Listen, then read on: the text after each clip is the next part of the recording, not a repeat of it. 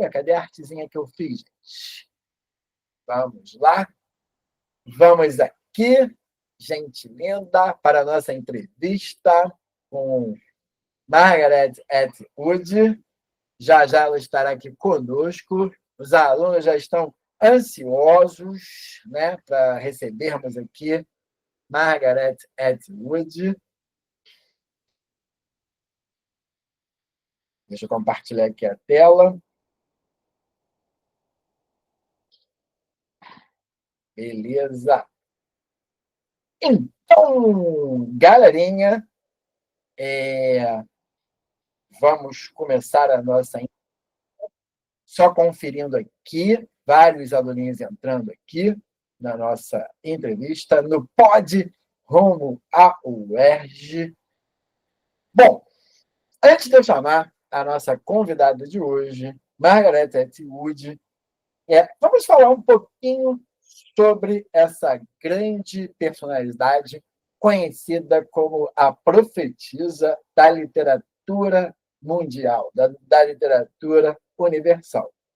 Aos 9 anos, Margaret Atwood leu A Revolução dos Bichos, crendo se tratar de um livro infantil. Ficou chocada com a trama, uma alegoria política sobre o autoritarismo. Chorei quando o cavalo morreu, diz ela no final da obra de Orwell. O animal é levado por uma carrocinha por não ter mais força para trabalhar. Confesso a vocês, quando eu li esse livro, eu também chorei nessa parte. A experiência lhe serviu como uma primeira lição sobre a humanidade. O mundo nem sempre é justo, especialmente quando quem detém o poder faz o que quer sobre a proteção de uma religião ou de uma ideologia, conceito que trabalhamos agora há pouco, né? Tal aprendizado é patente em sua obra. Aos 84 anos, Margaret é uma escritora mundialmente celebrada e com gosto particular por imaginar futuros sombrios. Em O Conto da Aia, de 1985, adaptado para a série de TV The Handmaid's Tale, o governo fundamentalista cristão nos Estados Unidos abole direitos de mulheres e gays, trama que encontrou eco no governo de Donald Trump. Em Oryx e Creek, 2003, uma pandemia, olha como que a nossa convidada de hoje, ela realmente, né, tem uma previsão de futuro certeira. Né? Em 2003, né, ela descreve uma pandemia que devasta o planeta, impulsionada por mudanças climáticas e manipulações genéticas. Na entrevista feita por vídeo, a partir da casa dela em Toronto, estamos agora com Margaret Atwood em Toronto, no Canadá, Margaret fala sobre suas inspirações, medos e como lida com a viuvez, um dos temas de seu novo livro, Tig and Nell, e outros contos, publicado pela editora Rocco. Boa noite, Margaret Atwood. Seja muito bem-vinda ao Rumo à UERJ. Tudo bem, Margaret? Boa noite, pessoal. Tudo bem? É um prazer imenso estar aqui hoje no podcast Rumo ao Vestibular, né? Rumo ao UERJ, o melhor vestibular que prepara você para chegar ao UERJ do Brasil. Espero que a nossa conversa ajude aí a esclarecer as dúvidas de vocês e inspire vocês nessa jornada rumo à aprovação. Vamos juntos. Opa, olha que presença maravilhosa, a própria autora, né, nos indicando aqui esse caminho de estudo, né, de diversão, claro, né, mas sempre com muita seriedade. Vamos lá, Margaret. A senhora é chamada de profetisa da literatura. O que a senhora pensa dessa fama, hein? Que engraçado. Posso dizer que, com certeza, não sou uma profetisa. Não do tipo que sabe exatamente o que vai ocorrer em breve. Gosto de imaginar aquilo que pode acontecer. Se o mundo seguir esse caminho contestável, a realidade será assim. Por exemplo, distopias como o Conto da Aia são possíveis, mas não inevitáveis. Que bacana, né? Então, quer dizer que não há uma inevitabilidade, né, do que pode acontecer se a gente compreender é o que aconteceu no ficcional, não é isso? Sim, sim. Pô, que bacana, que legal. Tá vendo, gente? Então não tem uma inevitabilidade, né? A gente aprende com a ficção para que a gente não torne aquilo uma realidade, né? Isso é uma ideia, Margarete, que eu sempre discuto com a turma, né, aqui. Então vamos para a segunda pergunta. O livro serviu de inspiração para a bem-sucedida série de TV The Handmaid's Tale. Tinha receios em relação a essa adaptação? O que você achou da série? Olha, sinceramente, eu não achei que ficaria tão boa. A arte como um todo é um tiro no escuro. Às vezes uma produção ela tem ótimos profissionais, né? E mesmo assim não dá certo. Tive sorte. The Handmaid's Tale é uma ótima série que está agora rodando a sua sexta e última temporada, né? Quando estreou em 2017, os jovens assistiam dizendo: Isso nunca vai nos acontecer. Então, Donald Trump começou a governar. Caramba, que bacana, né? Eu me lembro que, de fato, em 2017, né, quando a série explodiu, né, hypou, né, ficou muito famosa, né, a gente estava no governo do Donald Trump. Então, eu tenho uma pergunta, Margarete, que se trata do nosso mundo, né? Dessa coisa de direitos reprodutivos, né? É uma questão que eu estou sempre trabalhando e discutindo muito com os meus alunos, né? E o do quanto que esses direitos reprodutivos eles são tomados pelo nosso mundo como uma questão moral, né? E não médica, né? Então, vou te fazer a seguinte pergunta enviada pela aluna Franci. O conto da Aya se tornou símbolo do direito reprodutivo, já que mulheres e médicos que interromperam alguma gravidez são punidos na trama. Por que a senhora é a favor do aborto? Então, eu sou a favor do direito da mulher de não morrer, de não ter de sangrar até a morte, ou pegar uma infecção em procedimentos clandestinos, né? Ou de ser obrigada a carregar um feto natimorto dentro de si. Um direito que as propostas mais extremistas querem limar. Ninguém gosta de fazer um aborto. Ninguém acorda num fim de semana e pensa: que lindo dia, vou ali fazer um aborto. Aborto é uma questão de saúde pública. É também sobre os perigos do Estado ter o direito sobre o corpo feminino. Que legal, que bacana. De fato, né, essa questão, ninguém vai, né, do nada, né, eu vou cometer um aborto, né, é uma questão de saúde pública mesmo, né, e nos estados mais avançados do mundo, né, a gente tem essa questão prioritária, né, dos direitos reprodutivos, né. Foi certeiro, contudo, pensar em um futuro no qual uma direita religiosa dominaria os Estados Unidos, mirando direitos conquistados por mulheres e gays, bandeiras levantadas pela atual campanha de Trump. Eu queria perguntar o seguinte: como que a senhora chegou a essa ideia, né, que é interessante, né, que aqui no Brasil ela explodiu muito no século XXI, né? Essa questão. Hoje, por exemplo, Margarete, a gente tem já notícias do censo, né, dados do censo, de que os neopentecostais, os evangélicos, serão maioria na sociedade a partir da década de 40, de 2040, do século XXI. Sim. Como que você trouxe essas questões? Olha, o futuro, ele é muito previsível se observarmos o passado. Assim como a ascensão e a queda de regimes, né, o modo como eles se manifestam e como afeta as nossas vidas. A liberdade de imprensa e a verdade são as primeiras a ser contestadas, assim como o direito das minorias, né? No caso dos Estados Unidos, nos anos de 1980, quando escrevi o Conto da Aia, seria improvável que o país se tornasse um regime comunista totalitário, mas uma ditadura religiosa era possível. Eu não previ o futuro, os sinais estavam ali.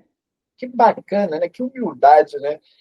Porque, né, se fosse qualquer outro autor, ia estar dizendo que estaria orgulhoso, né, de prever esse futuro, né? Se bem que prever uma distopia deve ser bravo, né? A gente carregar, né, esses cenários bastante complicados, né? E a senhora falou uma coisa muito interessante, né, que é o seguinte, né? A liberdade de imprensa e a verdade são as primeiras a serem contestadas, assim como o direito das minorias. E nós fizemos, acho que logo no início do curso aqui, nosso curso do Rumo ao UERJ de redação, redações sobre as minorias serem perseguidas por estados autoritários, né? Muito bacana que a sua fala, né, confirma aí que o nosso caminho é um caminho certo. Obrigado pela fala. Né? Vamos para a próxima pergunta, agora enviada pela aluna Silvia. Né? Recentemente, uma controversa proposta de lei no Brasil tentou comparar o aborto legal em casos de estupro a um homicídio. Isso foi em junho desse ano. Apoiadores diziam que o feto não cometeu o crime. A pena para a mulher, aliás, se tornaria maior do que o estuprador. A senhora ficou sabendo desse caso? Não, não. Não soube, não. Mas vejo que esse é um caso clássico do ódio contra a mulher e do hábito de responsabilizá-la por tudo que lhe acontece, né? É uma história típica que se repete. Até a psicologia tem dessas. É tudo culpa da mãe. Que interessante, né, a senhora falar isso, que é tudo culpa da mãe, né? A gente estava discutindo no outro dia numa aula, justamente assim, se o cara é machista, a culpa é da mãe que não deu uma educação, né? Se o cara, né, matou a mulher, a culpa é da mãe, né? Então, além de vocês serem uma minoria social, como a senhora colocou aqui, né, historicamente perseguida, né, as mulheres, talvez a misoginia, né, se eu estiver errado, a senhora pode me consertar, né, seja o preconceito mais antigo do mundo, né? De Sim. todos esses preconceitos, né? Bom, agora vamos ler aqui uma pergunta enviada pelo aluno Gabriel Tomás. Com sua habilidade de imaginar o futuro, o que esperar de um novo mandato de Trump, né? Vamos ter a eleição agora em novembro, né? Pois é, pois é. Olha, se Trump for eleito, apenas direi: apertem os cintos. Primeiro, ele vai aumentar a pressão contra os republicanos moderados e contra qualquer competição interna. Ele fará o mesmo com os democratas, que terão de se radicalizar. E quem está ao lado dele pode achar que está protegido, mas egos inflados só protegem a si mesmos. Por isso digo que a melhor escolha será o candidato democrata. Até se fosse Joe Biden, mesmo que fosse um nabo, eu votaria em um nabo em vez de Trump. Isso porque ainda se trata de votar em um sistema de governo e não em uma pessoa. E esse sistema é a democracia. Verdade, na questão da democracia, né? E a gente viu aqui a gente vem vendo, né? A senhora vem vendo também, né? O quanto que a gente tem de livros, né? Falando sobre a questão da democracia em risco, né? Sobretudo com o aparecimento do governo Trump, né? Como funciona o fascismo, democracia em risco. Aqui no Brasil também, Margarete, a gente discutiu muito, a gente tem discutido muito essa questão do governo Bolsonaro também, né, que tinha uma parceria, né, que tinha uma coligação da direita, né, internacional, né? Então Sim. essas questões nos preocupam muito também no Brasil, né? E a gente vê emergir, vê os intelectuais pensarem nessa crise da democracia representativa, né? Infelizmente, no século XXI. Temos uma coisa interessante, né, que eu sempre comento com os alunos, que a década de 20, né, do século XX, que fez emergir os fascismos, né? E agora a gente vê essa extrema-direita fascista, né, em várias partes do mundo. Né? A gente tem essa possibilidade do retorno do Trump, né, lá nos Estados Unidos. A gente teve aqui Bolsonaro no Brasil, a gente tem Viktor Orbán, né, na Turquia. Né? Então, a gente tem essa direita aí, né, quase que na França esse ano, né, a senhora viu também a ascensão da extrema-direita, né? Por um triz, né? Eles não chegaram ao poder, né? Então, vamos à próxima pergunta, enviada pela aluna França. Essa aluna é terrível. Vamos lá. Para além do cenário político, qual sinal a humanidade está falhando em ver hoje que será preocupante num futuro próximo? Eu queria a sua análise De uma maneira geral, desses aspectos, o que a senhora mais se preocupa hoje? Então, com as mudanças climáticas, com certeza, todos serão afetados, mas principalmente os países mais próximos da linha do Equador e do norte do planeta. Existem amplos estudos sobre isso e podemos especular o que vai acontecer, né? As correntes marítimas serão afetadas, assim como a força dos ventos e o nível do mar. Essas mudanças devem causar eventos extremos, como verões superquentes e invernos muito rigorosos, além de atingir comodidades que consideramos garantidas. As mudanças climáticas vão afetar desde voos de aviões e cruzeiros de navios até a produção de alimentos e a pesca. Mas já estou velha para me preocupar. Vocês, jovens, é que devem ficar de olho nisso. Caramba, mas é uma preocupação de fato importante, né? Porque a gente tem um mundo, né? E a gente tem um mundo a deixar aí para os nossos filhos, netos, né? Para os futuros aí contemporâneos, né? E é interessante que a senhora coloca, né, no conto da Aya um dos motivos, né, do golpe de Gilead, né, da infertilidade das pessoas, né? No conto da Aya, justamente essas questões ambientais, né? E, e me lembro que as pessoas ficaram muito chocadas, né, quando eu trouxe uma redação para o nosso curso, né, trazendo questões ambientais, né? Muitos diziam que eu estava meio doido, né, de trazer essas questões ambientais, mas faz, né, todo o sentido, né? Até porque, né, a senhora concorda que a gente tem movimentos, né, e esses movimentos hoje, né, de extrema direita, eles são anti-ciência, né, anti-vacina, né, Completamente. terraplanistas, né? É bem interessante mesmo essas questões. Muito obrigado por essa explanação muito interessante. E, gente, ó, preocupação para com o futuro, hein? Não sou eu que estou dizendo, né? É a nossa grande mestra, Margaret Atwood. Bom, vamos agora a uma questão, desculpa a indelicadeza, né? Porque essa questão vai trazer uma questão da sua vida, né? Do seu esposo, né? O grande escritor Graham Gibson, né? E que seu esposo faleceu recentemente, né? E a senhora escreveu no livro Tig and Nell e Outros Contos, né? E esse livro fala de um casal inspirado na sua relação com o também escritor Graham Gibson, que morreu em 2019, aos 85 anos. Entre as histórias está um relato honesto sobre ser viúva. Como tem sido esse momento na sua vida? E lembrando também que a gente tem um antropólogo, um grande sociólogo, na verdade, né, que escreveu um livro chamado A Solidão dos Moribundos. Né? E ontem eu assisti a um filme, né, que discute essa nossa fixação da nossa geração com a juventude. Né? Esse filme é A Substância, com a Demi Moore. Então, fala um pouquinho Uhum. de como tem sido essa sua etapa da sua vida agora. Olha, André, ser viúva não é divertido. Tento me consolar conversando com outras pessoas na mesma situação que eu. A partir de certa idade, a morte já não é vista com surpresa. Então, estou preparada para perdas, né? Se é que é possível, né, se preparar para isso. Com certeza, né? Ainda mais nós, né, ocidentais, né, que pensamos a vida sempre para frente, né? A gente não pensa no retorno, é difícil lidar com a questão da morte, sim. Mas seu conto é um barato, né? E também nos prepara, né? Porque todos queremos, né, chegar à grande idade, né, com toda a sua experiência, com toda a sua sabedoria.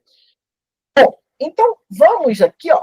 Na entrevista vai entrar alguém aqui agora. Vamos receber aqui Yasmin Leal para a nossa entrevista também. Seja bem-vinda, Yasmin Leal. Então, vamos lá. Tem uma pergunta aqui enviada pela aluna Laís do Carmo. As distopias se tornaram populares nos últimos anos. E por que desse interesse? Inclusive, Margarete, eu passei um simulado esse final de semana de história para os meus alunos, né? E no simulado tinha uma questão comparando, né, a palavra utopia do Thomas Morris, né, que é onde ela surge, né, com as distopias, né? E aí, como a senhora analisa esse interesse que a gente tem por distopias? Olha, eu vou ter de voltar um pouco no tempo para falar sobre isso. Sou especialista em literatura vitoriana, nos romances que se passam no século XIX, mais especificamente. Na época, o mundo estava esperançoso, vivia uma utopia. A medicina avançava, desenvolvendo as vacinas. Os sistemas de esgoto foram amplamente implementados.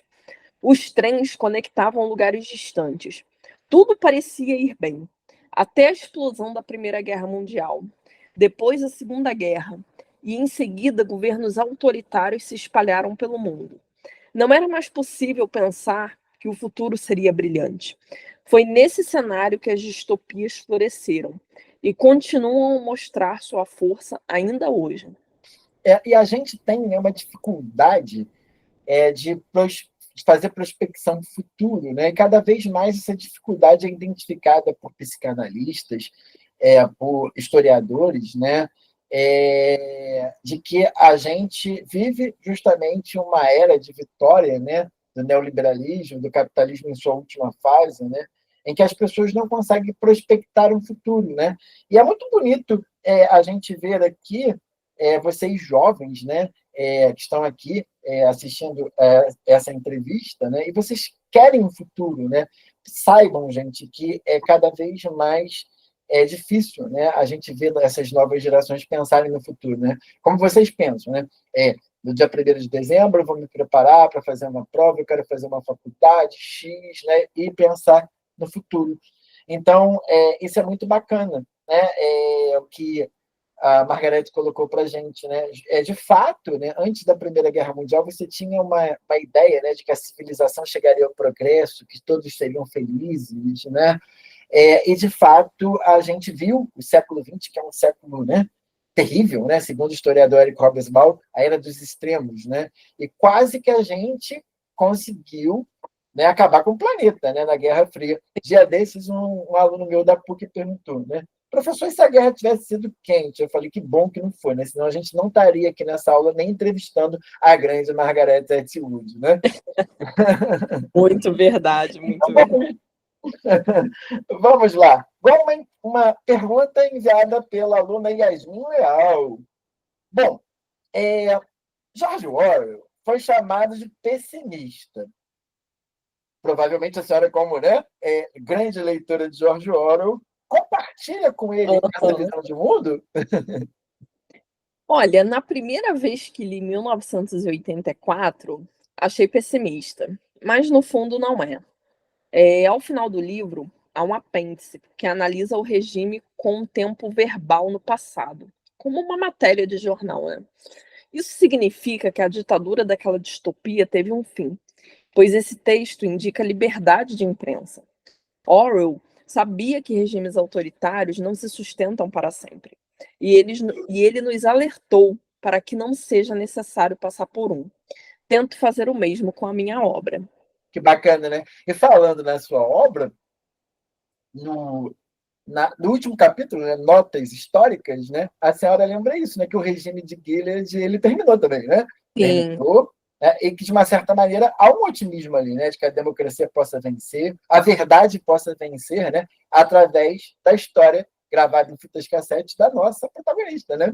com Muito bom, certeza. muito bom. Então, gente, caso, né, vocês, em algum momento da vida de vocês, se encontrem, né, em regimes ditatoriais, em situações, né, muito autoritárias, saibam que um dia todo regime autoritário acaba, né? Bom, temos agora uma pergunta do aluno Emerson.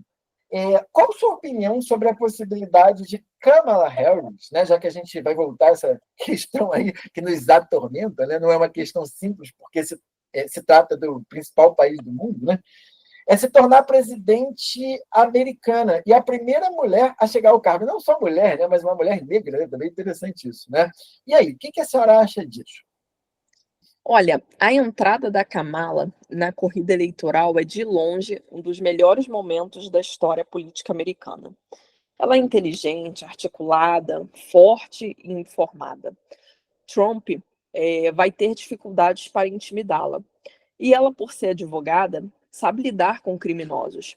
Creio que será uma presidente formidável, especialmente em tempos nos quais aspirantes a ditadores fazem joguinhos de poder e tentam enfraquecer a democracia. Muito bacana, né? De fato, é interessante a senhora colocar isso, né? No primeiro encontro público, não chegou nem a ser um debate entre Kamala, né, e Trump, a Kamala deixou claro que sabe lidar com criminosos, né? E, de fato, a gente tem que usar as palavras como elas são, né? A senhora pode se aprofundar nesse ponto específico de como que esses estados podem apoderar os nossos corpos, né? E sobretudo os corpos das minorias. Ó, se o Estado tem o direito de decidir sobre o corpo de alguém, então abrem-se precedentes. Se os governos podem decidir sobre o corpo feminino, eles também poderão fazê-lo sobre o masculino. Se o Estado pode obrigar uma mulher a ter um filho, também pode proibi-la de ter um. Como o controle de natalidade na China, que culminou no assassinato de muitas bebês meninas. Existem ainda grupos religiosos que acreditam que assim que um óvulo é fertilizado, o embrião já possui uma alma. Então é uma pessoa. Sendo assim, a fertilização in vitro pode ser proibida, já que boa parte dos embriões não sobrevive ao processo. Argumento que vem sendo usado por republicanos fundamentalistas para tentar criminalizar o procedimento. Que legal essa questão da fertilização in vitro, né? Nunca tinha pensado nisso, né? Porque, de fato, como na cabeça dessas pessoas, né? Ali já existe uma alma, existe um ser humano, né? E você joga boa parte, né, desse material fora, né? Quando você vai fazer uma fertilização in vitro, né? Eles podem tentar acabar com isso, né? Gostei muito também da sua contextualização com a China, né? Porque, pensando bem, gente, tá vendo? A dominação não é só no sentido como do conto da Aya, de você obrigar aquelas mulheres a terem filhos, né? Tem sociedades que viveram talvez o reverso disso, né? Que foi a China, muito populosa nos anos 80, 90, e ela criou uma política do filho único. E, normalmente, é o que a Margareth colocou para a gente mesmo. Ali na China, a gente tinha um problema, né? E uma escolha de gênero, né? Então, quando nascia menino, beleza, o casal ficava com aquele menino, né? Quando nascia menina, matava para o Estado não contabilizar como filho único e fazia um outro filho até nascer um menino, né? Muito interessante essa questão, né? E aí? Nada melhor do que fazer essa pergunta, né? Enviada pela aluna France. E é uma pergunta que a gente vai ficar esperando até novembro, né? E peço desculpa de novo, né? Mas a gente tem que fazer uma pergunta para quem entende de futuro, né? A profecia da literatura. Vamos lá, essa pergunta que já me deixa com dor de cabeça. Há chances de que Donald Trump retorne à presidência dos Estados Unidos? Como a senhora vê esse cenário? Bem, essa é uma escolha dos americanos. E eles deveriam pensar que não estão votando numa pessoa, mas sim em um sistema de governo. É isso que está em jogo em diversos países atualmente.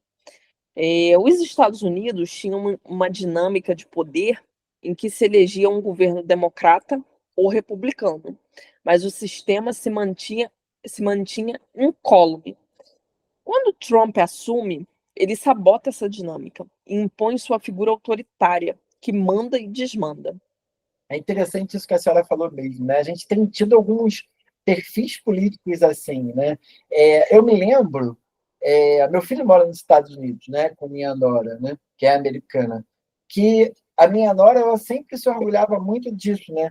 Independente de quem entre, o sistema é maior do que a pessoa, né? Só que agora não, né? A gente tem esses políticos doidos, né? Como A gente tem visto essa também com muita atenção essa eleição em São Paulo, né, com o Pablo Marçal, que ele desestabiliza tudo, né, debate, tudo, né, e centra na figura dele, né, como se a figura dele estivesse acima da democracia. Isso realmente é muito complicado, né?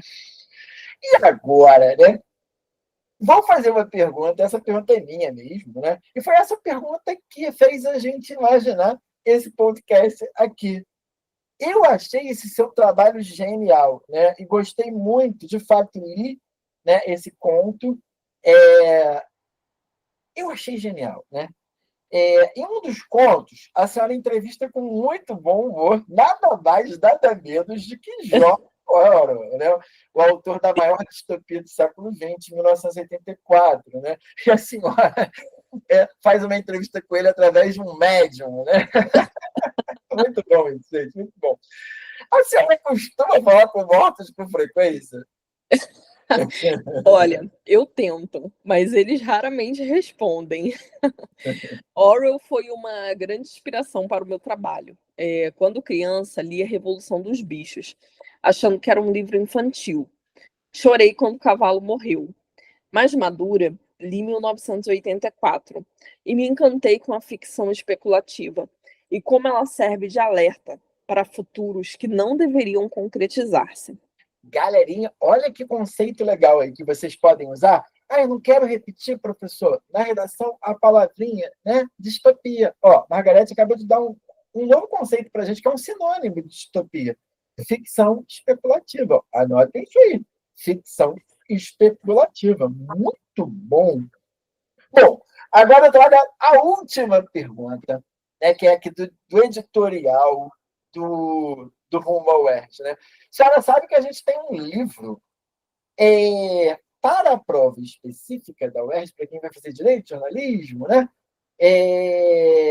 Letras, né? Pessoal aí da área de humanas, nós temos um livro que é o Caim do grande José Saramago, né? Que foi o único autor de língua portuguesa a ganhar um prêmio Nobel, né? Muito bom. Ele é muito bom, né? E aí, o seu nome está sempre ali nas listas de aposta para o Nobel de Literatura. A senhora almeja conquistar essa honraria? Então, sabe o que dizem sobre o ganhador do Nobel de Literatura? Que primeiro você ganha e em seguida você morre. Tá, erro. E isso é verdade, pois os ganhadores costumam ser bem velhos. Mas o Nobel também me parece o fim da estrada. Ninguém liga mais para o que um autor lança depois do prêmio. Então, não é uma honraria pela qual almejo. Ainda quero poder escrever muito mais. Assim espero. Que legal. Era justamente o que Saramago dizia, né? Saramago dizia que depois que ele ganhou o Nobel de Literatura por O Evangelho segundo Jesus Cristo, né? Que ninguém leu as obras dele depois, inclusive Caim. Que as pessoas perdem o interesse, parece, né, que o cara chegou ao auge, né? Que não vai produzir mais nada, né? Muito bom. Exato. Muito bom. Gostaria de agradecer muito a senhora por essa entrevista inspiradora para os nossos alunos. Né? E agora, galerinha, que a gente chegou aqui ao final da entrevista com a grande Margarete Atwood, vamos buscar aqui a verossemelhança com a nossa entrevista. Margarete Atwood, né, foi narrada pela belíssima voz da nossa aluna Laís do Carmo, e é uma mega aluna, uma aluna, né, interessantíssima, né, uma pessoa que a gente sempre está ali debatendo, sempre traz debates interessantíssimos. E vou mostrar aqui uma coisa para vocês, que eu vou colocar embaixo do vídeo que nós vamos promover no YouTube com essa entrevista. Que é a entrevista. Essa entrevista, gente, né, se baseou realmente numa entrevista da Margarete Atwood, tá? Tudo que Laís e eu, né, colocamos aí para vocês, de uma forma ficcional, né? De fato, foi dito por Margarete Atwood à revista Veja no último dia 2 de agosto de 2024. Então, é uma entrevista super recente. Eu vou colocar esse arquivo aí para vocês, né? Que acompanham o canal, né, o YouTube, o Rumo ao UERJ, para que vocês leiam, para que vocês escutem na belíssima voz da Laís. Laís, muito obrigado. Meninos, ó, vocês agora aqui, ó, todo mundo que está aqui na aula de redação de hoje, Silvinha, Michele, José Pereira, Yasmin, né, Laís, Bia, Rafa, né, ó, temos aqui também Yasmin, Silvia, né? Todos vocês que estão aqui na aula, eu vou colocar, claro, né, vocês vão ser os primeiros a receberem, né, lá no YouTube. Depois, ó, coloca lá os comentários do vídeo. Eu vou colocar esse vídeo amanhã, tá? Coloquem lá os comentários, vamos bombar, né? Fazer essa galera fazer essa reflexão de uma maneira gostosa, né? Como a gente faz nas nossas aulas, né? É possível discutir um livro, né, de uma maneira gostosa? É possível fazer um curso de redação sem aquela pressão, né, dessa educação meritocrática? E a gente aqui no nosso curso, a gente sempre tenta fazer isso de uma maneira, né, mais leve, mais encantadora. Laís, mais uma vez, muito, muito, muito, muito obrigado. Obrigada, professor. Precisando só chamar aí. Isso aí. Gente linda, beijo grande. Então, daqui a pouquinho, ó, a gente vai estar na aula do Enem, redação do Enem. Beijos! Rumo a UERJ!